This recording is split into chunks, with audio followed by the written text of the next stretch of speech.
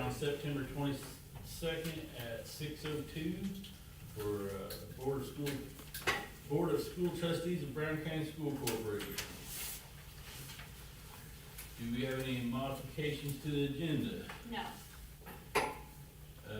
Recognition of visitors, comments from the audience?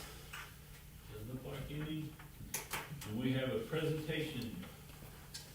Yeah, I'm super excited and grateful that Barry Gardner, who's our partner with Policy Analytics, is here tonight to give us a little brief update on the 2026 budget and some of the impacts from Senate Enrolled Act 1. I'll turn it over to you. Thank you. Good evening. So, a couple different pieces to walk through tonight. The first, just kind of helping the district work through the 2026 DLGF budget process. Kind of walk through, and things really in general tonight. This is really informative within this.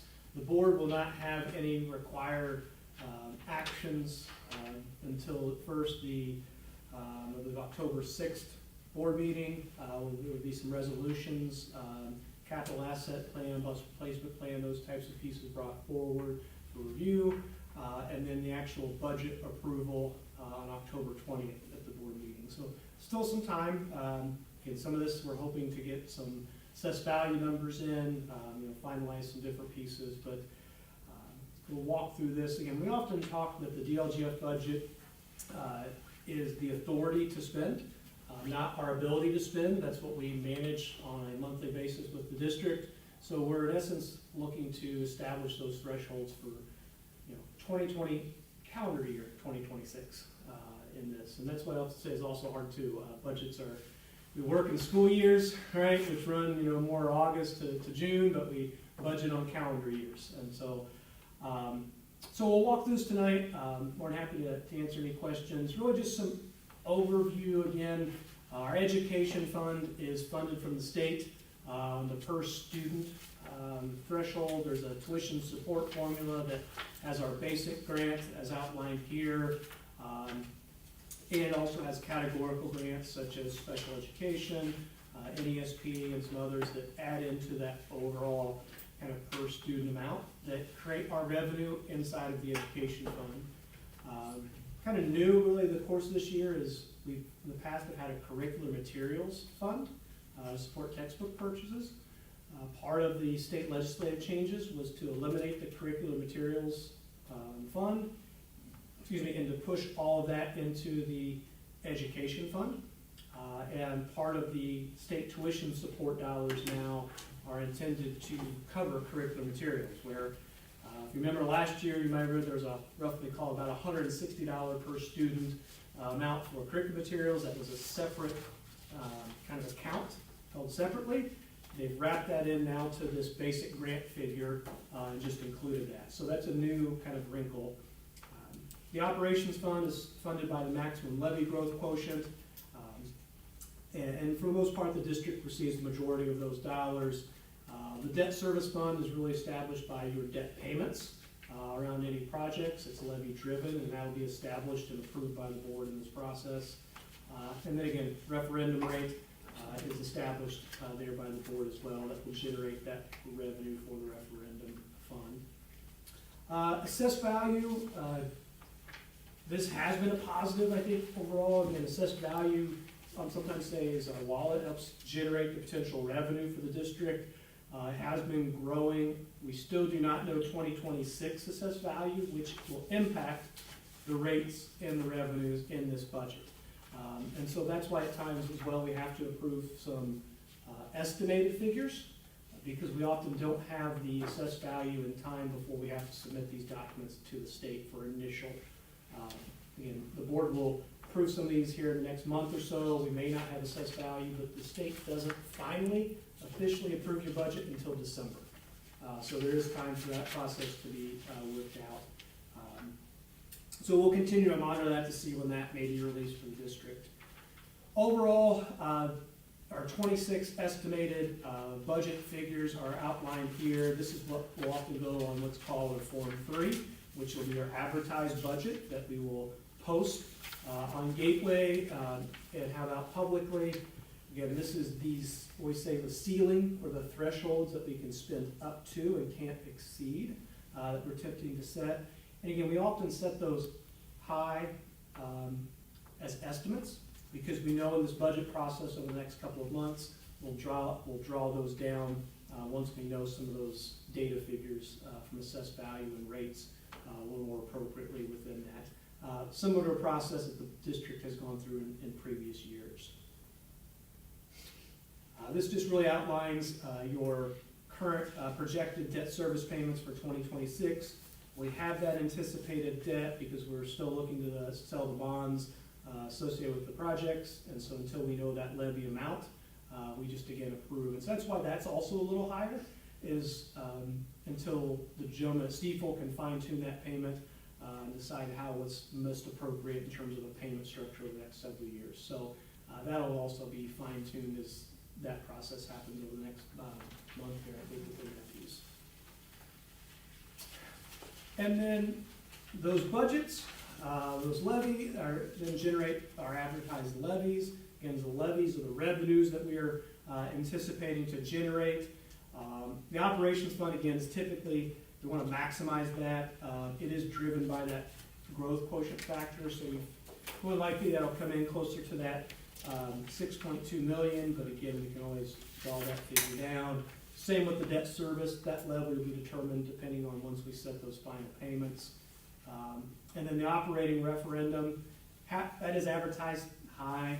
My guess is it'll come in probably in the 2.2, 2.3 million, but that's driven by assessed value, which we don't know yet. So worst thing is we want to do is under advertise, because if it comes in higher, then the district will not have access to some of those dollars, right? We can always come down, but we cannot raise those once we approve those. So, so again, that's a figure I believe will come down in terms of a levy once we know assessed value at the end of the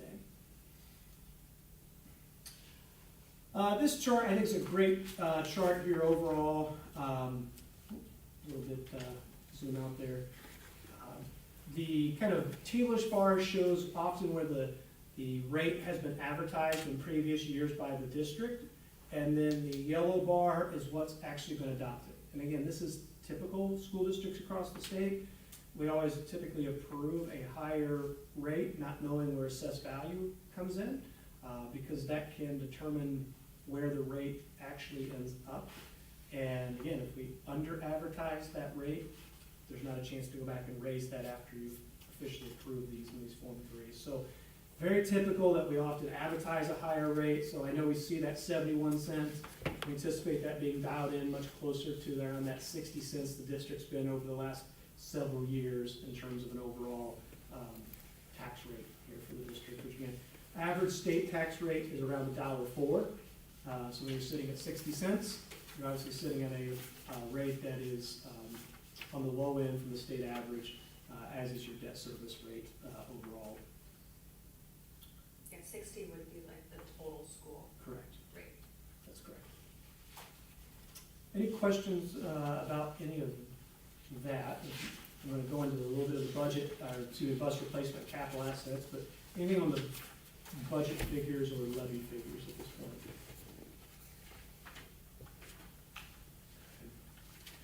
Just real quick, part of the process with the Department of Local Government Finances that the district approves a 3-year capital improvements plan. I will tell you, this is a difficult plan for any district to establish because you're trying to lay out where you anticipate to spend the dollars over the next, from January 1 of 2026, 4 months from now, until December of 2026. So a lot of districts do what I know what you've done in the past, approve just really some generalized categories in which we may expend some dollars, technology, kind of building equipment and safety equipment. It's really what's established by the capital assets plan. So again, very similar to what the district has done in the past, just in case you need to use operations dollars for some of those capital improvements across the district, and it allows that process. The last is the bus replacement plan. Been working with the district as a part of this process, and this is what we update each year. Buses are typically on a 12-year replacement cycle, and so we lay out the district buses, when we would potentially look to replace those. I think it's important to understand, this is a plan. It is not set in stone. There is no requirement to purchase any buses within a given year. It could be one, it can be two. It's really up to the needs of the district, but this is really laid out based on their life cycle and where we would start to anticipate buses potentially needing to be replaced. And you can see that it has a cost dollar associated with them. It's gonna be dependent on the type of bus, and obviously we're expecting some inflationary pieces moving forward. Buses are hard, right? They're like used cars. You can have a bus that has lots of miles but runs really great, and you can have a bus that doesn't have a whole lot of miles that has lots of issues, right? And so you see that in those cycles. So again, this is really just an overall plan of how the district could potentially move forward. That's required as a part of this budget process overall. I think that is really the piece. Again, no action is needed tonight. This is really just kind of that first pass of initial information. We'll be working with the district to get these thresholds published, set up for that public hearing, the bus replacement plan posted, the capital assets plan posted, for the district to have that public hearing on October 6th. Again, there's no action taken at that. There's a chance for public comment. We would approve a couple of resolutions around your education and operations fund transfer. And then at the October 20th meeting, we would bring forth that budget again. Again, we expect that tax rate to hold fairly steady. Once the board approves the budget, the district submits that to the state, and then it goes through the state approval process, and then approximately December, the district receives their approved budget from the state of Indiana. Again, that's when we'll know assessed value and really dial in those, have the opportunity to set the rates according to the needs of the district, once we know that information. With that. And when does the AV usually come out? Statutorily, it's an August 1st date, though I will tell you, across the state, it's anything in between, now and August 1st. I think currently, You mean next August 1st? no, August 1st of this year. The one that was passed, okay. Yeah, so, I will tell you, this year's been a little bit more delayed because of something we're gonna already talk about, Senate Enrolled Act 1. Some of those legislative changes impacted the role of the auditors, across the state, and the assessors, and so it has been a little bit more delayed than previous years. We have about 80-ish or so % of the counties that have released their AVs. We expect in the next month that we should hopefully have Brown counties as well. But they have had some additional things to work through this year, Right. for sure. So can you summarize the budget here? You know, if you had the elevator speech about our budget this year, or compared to last year, what would you say? I stay fairly stable, again, operating under really similar parameters. Your education fund is really gonna be, again, driven by your enrollment, because that's gonna drive your dollars. Your referendum fund's gonna be driven this year, again, by that assessed value, but I'd say revenues are gonna be pretty similar, slightly up as we typically expect. Tax rate's gonna hold fairly steady, again, overall, compared to previous years. So I think it's a pretty stable budget.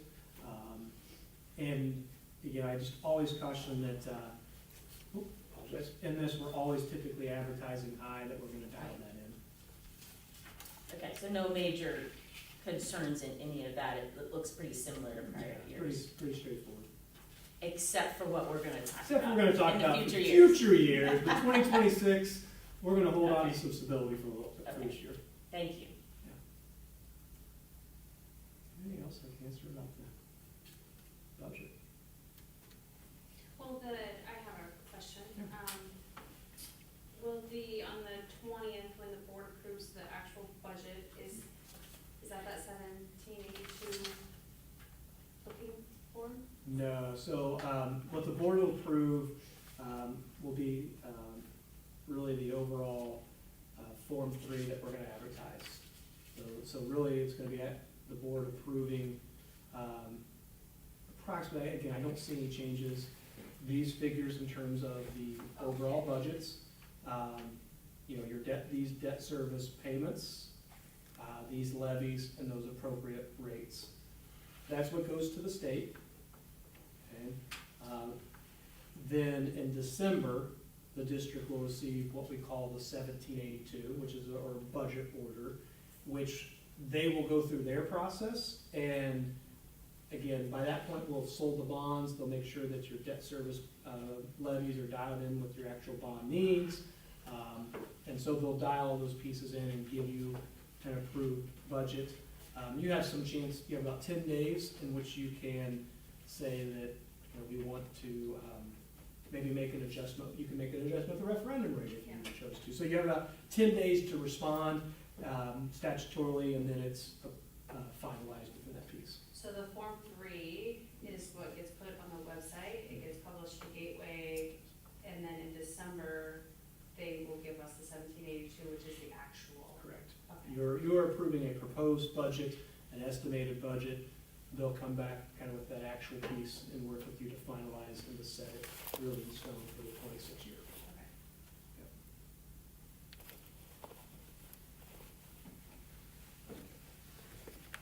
Okay. Awesome. Okay.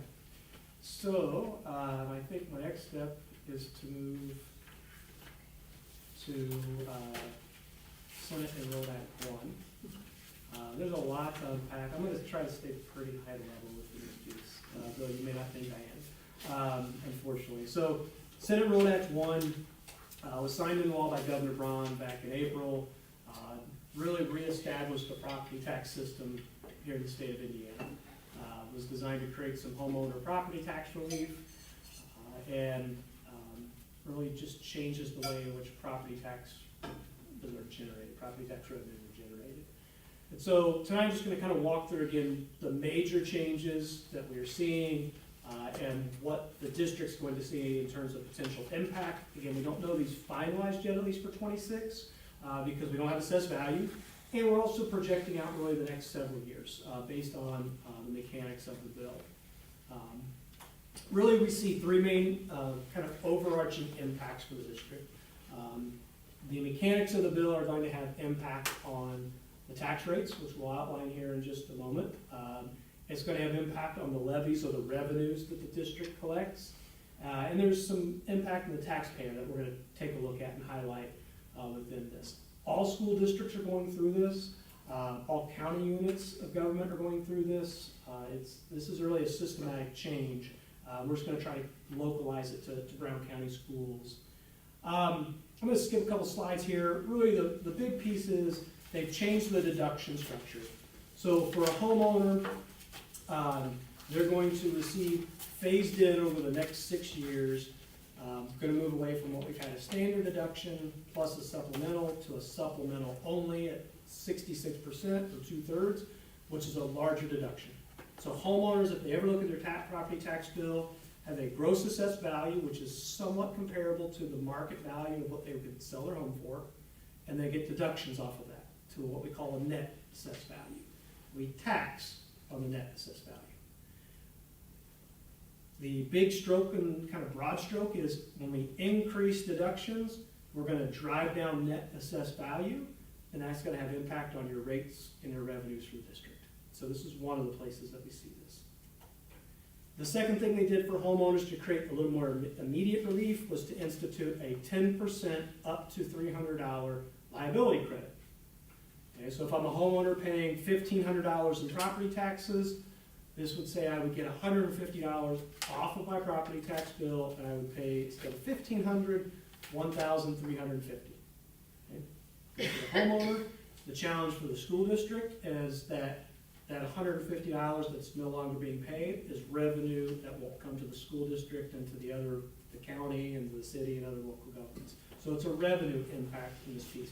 And this happens in 2026, and we'll see this in your revenue impact. It's going to cost some fewer dollars for the district.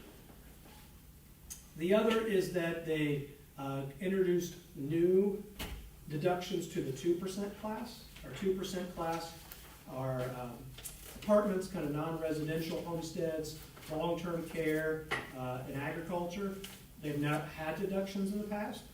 Again, this is phased in over the next 6 years from 6% this in the 26 budget, moving all the way to a 1/3 deduction when fully put into place. Again, biggest thing to understand there is we're increasing deductions for this class. When we increase deductions, we drive down net assessed value, that impacts rates and revenues. So this is another area within them. They did make some change to the business personal property. You don't have a whole lot of business personal property here in the district, so not a whole lot to really go into here. Kind of show that here within this report. This breaks out the net assessed value. This is again what's going to generate revenues for the district. You are primary residential. 88% of your assessed value is residential. So what happens in the residential sector is really what's going to drive assessed value, which is going to drive rates, which is going to drive revenues. And so that's really, I think, the thing for the district. And this is an area where we're going to start to give some additional deductions, which causes some of the impacts that we're going to see. So what does that start to look like? I'm going to skip a few of these pieces here again, just to stay high level. This chart attempts to show what we're seeing moving forward with assessed value. The green line is gross assessed value. That's before deductions. They did not change the assessment system, so it continues to grow, which is a positive thing. The orange line, though, represents the net assessed value after deductions. And you can see that from 2025 until 2031, that orange line declines. Why? Because we're increasing deductions each year. Those percentage deductions get larger and larger, and that's going to drive down net assessed value. The trouble is then for the district when it comes to revenue, especially around the referendum, you take a tax rate, 10 cents times assessed value, it generates the revenue. As assessed value goes down, as we'll show later, the revenue generated from the referendum is going to go down. And so that's going to be, again, a challenge for the district. And it's really driven by this chart. So what potentially could happen? First, this is looking at the total school district tax rate. Right now, again, 2025, it's set at that roughly 52 cents. The dashed lines are pre-Senate Enrolled 1 projections. The solid line is post-Senate Enrolled 1 projections. What you see is over the next 6 years, the tax rate is going to increase regardless of what the school district does. One of these scenarios is you keeping your debt service levy or revenue the same all 6 years, not increasing, no additional revenue, and yet the rate continues to grow. That is the mechanics of the bill. As the net assessed value goes down, it's going to drive up the rates. And so that's hard because you look at this chart and say, rates are going up, you're increasing rates, you're generating all this new revenue. No, you're not. And it's the same story for all school districts. This chart looks very similar. The numbers are different, but the shape is the same. But all districts are facing this. The rates are going to be going up, and we're, in many cases, actually generating fewer dollars in revenue because of the mechanics of the bill, not more, which doesn't make any bit of sense to what we're used to, right?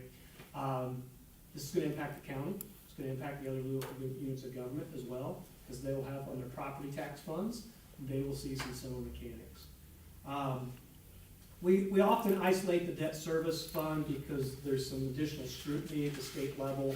They put in some additional thresholds around your debt service rate. What we know is your debt service rate's going to go up, again, even if you keep your revenues the same.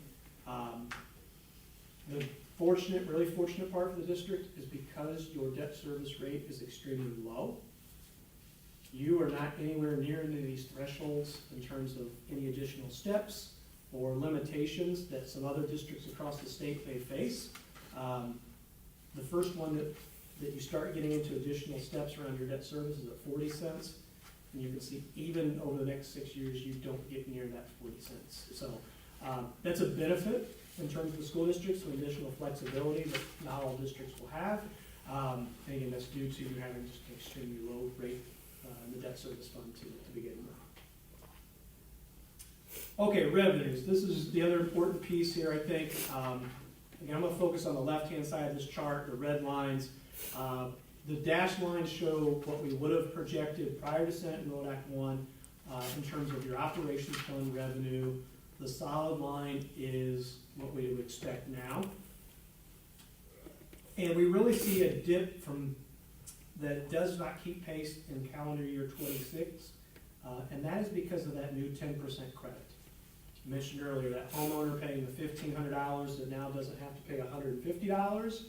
That $150 proportion that's not coming to the district is revenue that you're not going to collect, and so you'll still get more in 26 than you got in 25, but you will not receive the full amount that you would have prior to the legislation. So again, as we think about how we've modeled out your cash flow in the past, working with the district, we're now having to change those assumptions because the revenue is not going to keep pace of where it has historically in the operations fund. So that's one of the impacts within that piece. The other is the referendum. We see a little bit of a bump as we move to that 10-cent rate potentially in 26. But then from 26 to 31, you can see the solid orange line continue to decline. That is the revenue declining each year, even though you're keeping the rate the same. Because again, as deductions get larger, the net assessed value goes down, so 10 cents times a lower net assessed value is going to generate fewer dollars. The challenge really starts to get into those future years, because this has changed the way operating referendums have worked for school districts, in that we passed a rate and we knew that it would have some inflationary growth in the future to help that as salaries would maybe potentially go up, or utility costs, or the different non-discretionary costs of the district to go up. There'd be some buffer for that. Now that revenue is going to go down while we know expenses will continue to climb. And so unfortunately, the revenue doesn't meet the targets that we had hoped when the referendum was passed back a couple of years ago. And that's just, again, unfortunately, the part of this legislation that you don't have control over at the end of the day. And so this is going to be kind of an overall revenue impact. And so, when we put these pieces together, on the left-hand side here, this says non-debt revenue, so we're talking your operations fund and your referendum funds combined. The dotted line again shows what we would have projected. The solid line shows where we are today, or where we project today. That differential grows over time. That come 2031, the district is potentially going to receive about $1 million less in revenue than what you would have received in 2031 annually than prior to Senate Bill Act 1. So while the impact is somewhat smaller in these first couple of years, it continues to grow and grow, right? And that's one of the things I think that to be aware of. Now, again, positive piece within this, I will tell you, is there are definitely districts that we work with 95 school districts across the state. Okay? You are definitely in the top half, maybe the top 25%. How do I frame this? Of least bad news, maybe is the way to say it. I don't know if it's the way to say it, right? But there are districts that have a lot worse impact. I think, again, there are roughly 80 or 85 districts that will have fewer dollars, less money in 2028 than they do today. Now, you still have more dollars coming in than you do today in this. So that's at least a positive. So to contextualize this, right, because I know this chart looks, oh gosh, and there's going to have to be some adjustments. The positive piece is the district's in really financial solid footing. Again, we're monitoring this. This is why we do that cash flow and we project it out over the next 10 years. This could change. There's legislative sessions, right? We don't know, these are projections, but at least we're modeling that out. But I will definitely say you are in a situation where you're not as impacted as other districts. You have some strong financials, you have some strong cash balance that we can weather these pieces and not have to, I often say, knee-jerk react in terms of these pieces, but we can strategically monitor this as we move forward, which is definitely a benefit that not a lot of districts have in terms of this legislation. So unfortunately, it's just there is a tightening of the belt that the legislators believe schools can do. And that's what this legislation was somewhat intended, was that they felt there were dollars and that schools could tighten their belts.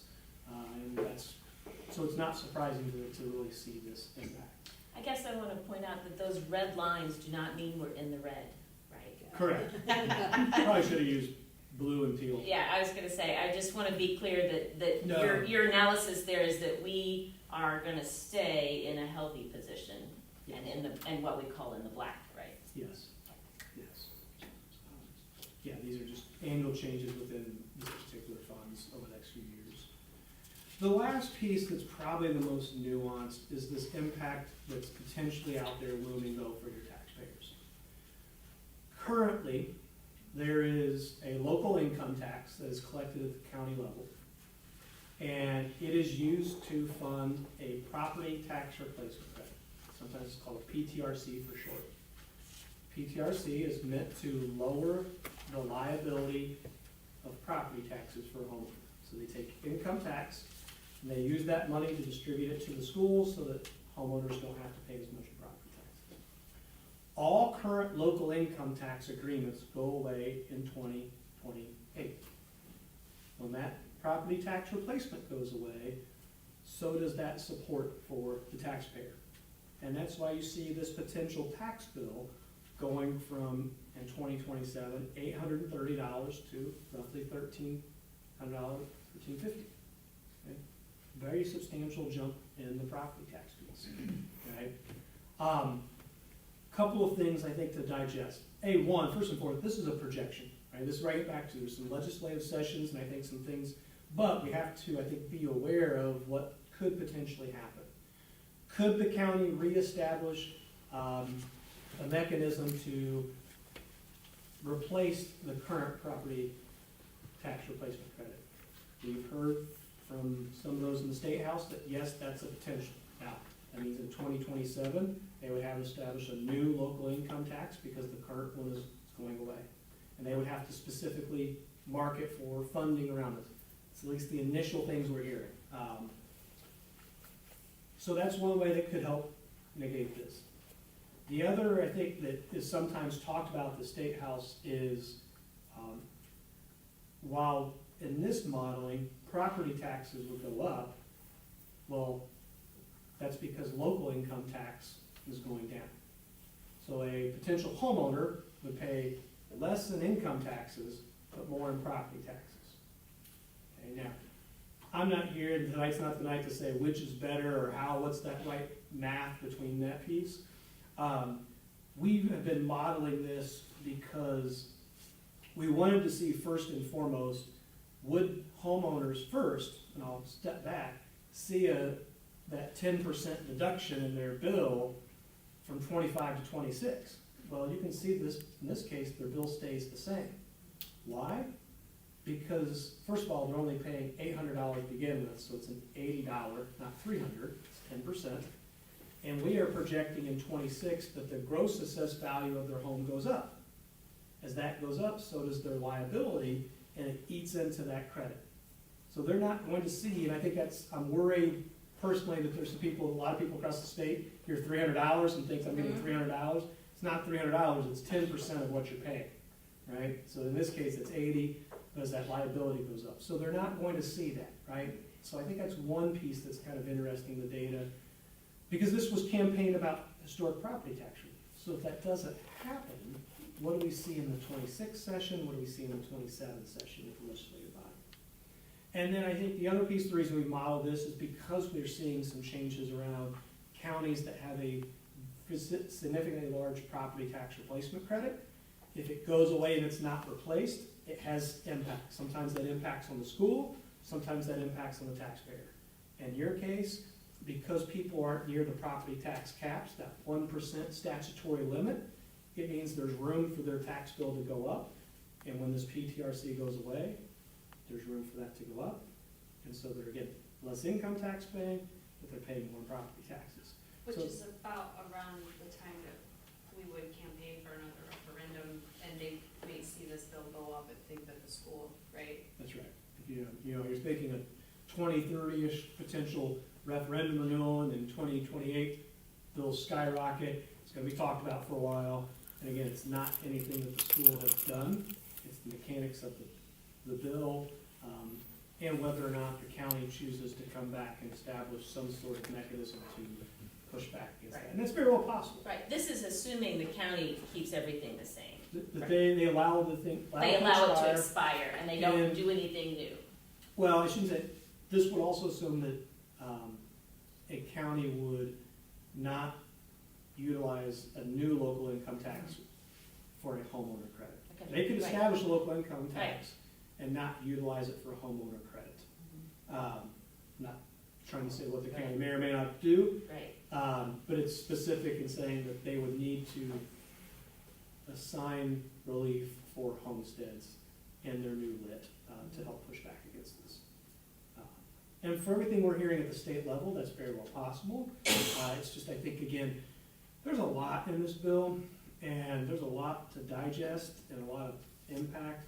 And we're just trying to help share that, again, as it could potentially play out, to create that awareness so that people can make informed decisions on maybe how to move forward.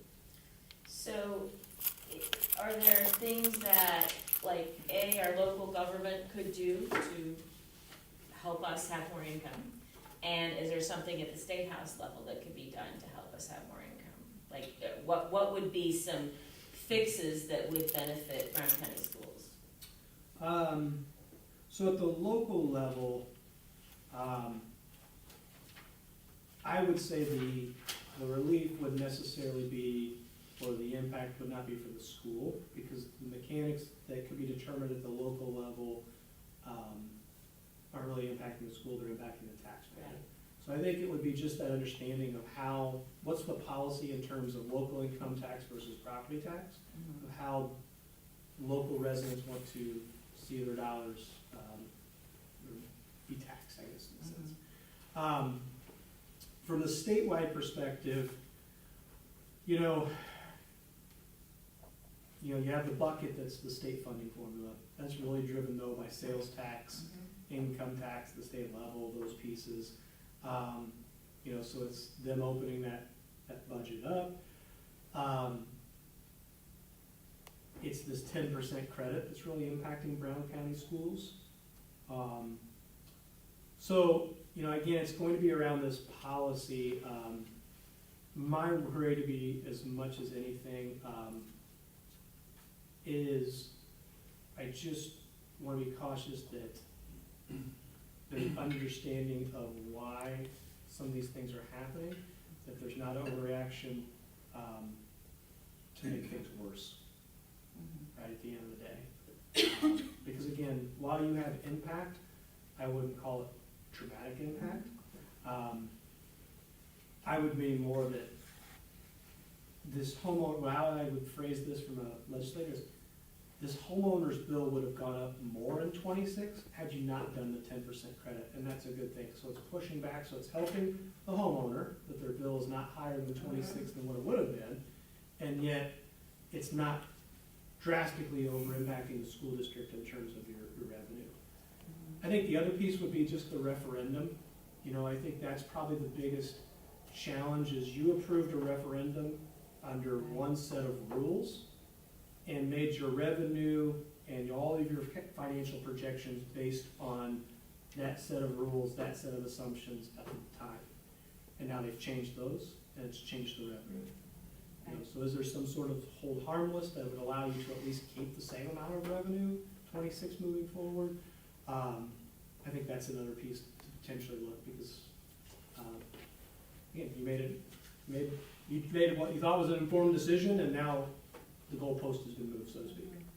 So now we're not gonna have increases, to be able to keep pace with inflation, right? It's a big challenge. Thank you. Other questions? Yes. None of you can answer. Yeah,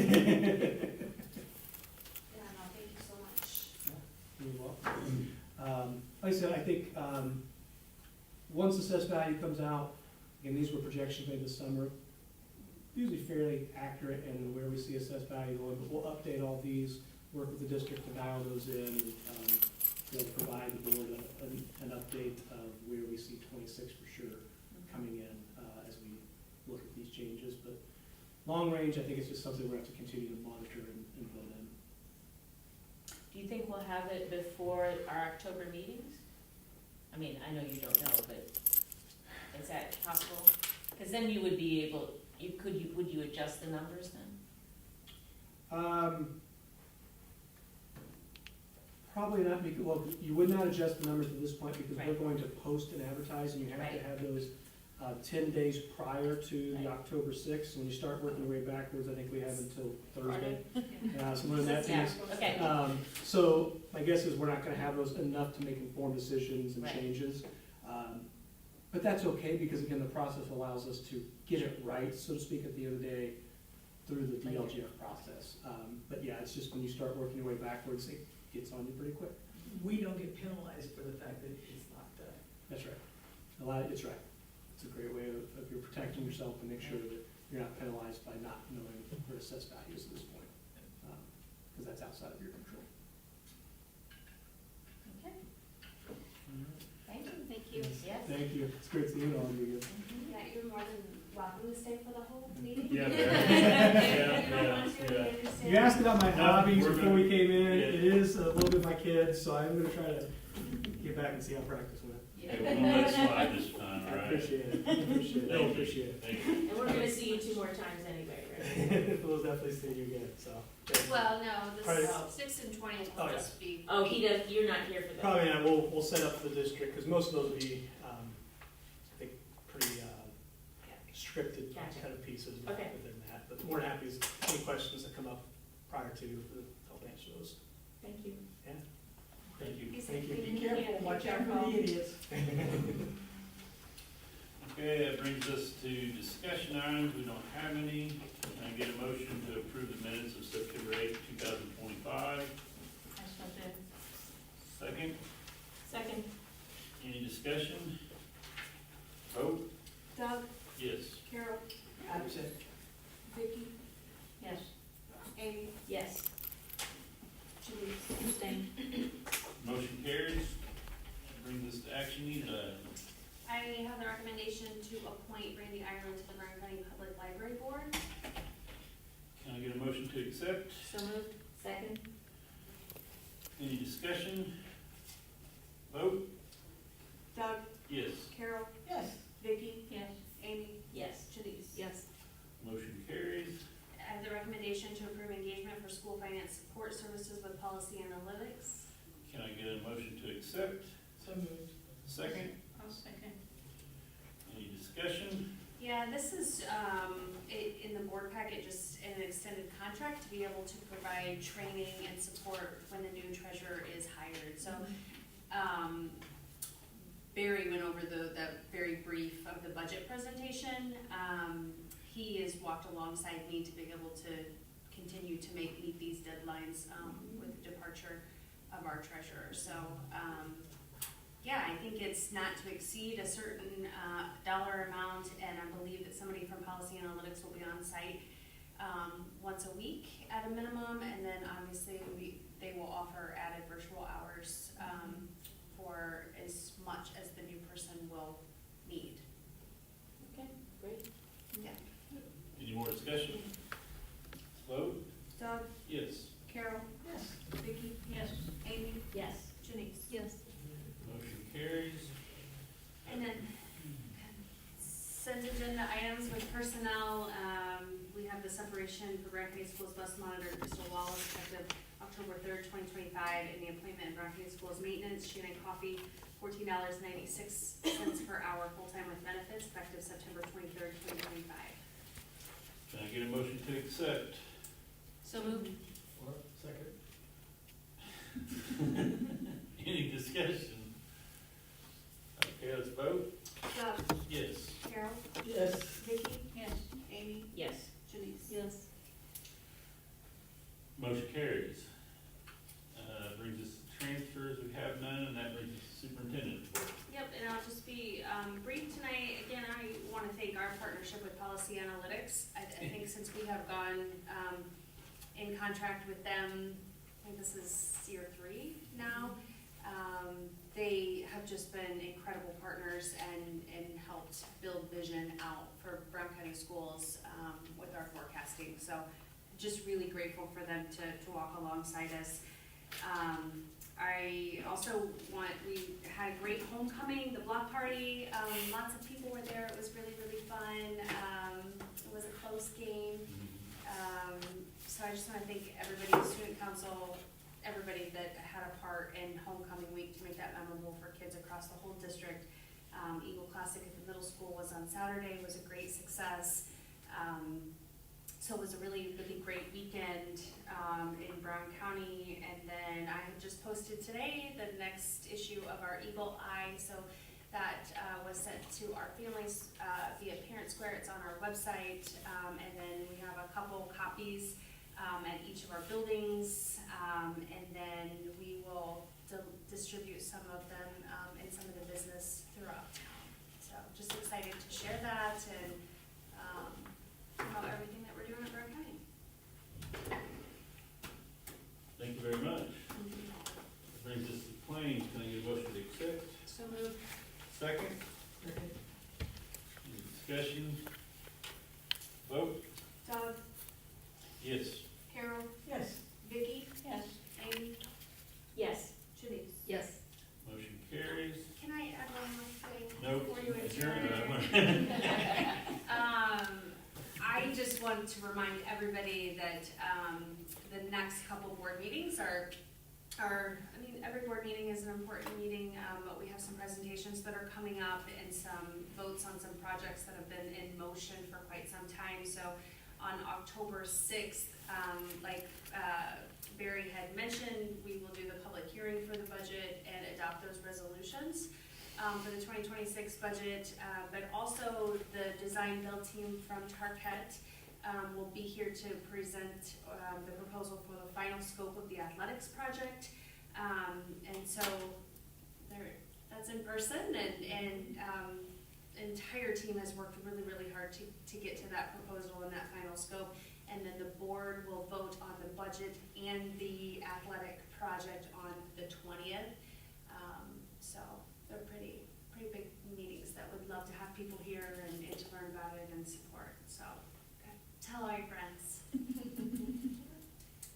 I'm done. Okay. All right, can I get a motion to adjourn this meeting? So moved. Second? Second. All in favor? Aye. Any opposed? Meeting adjourned.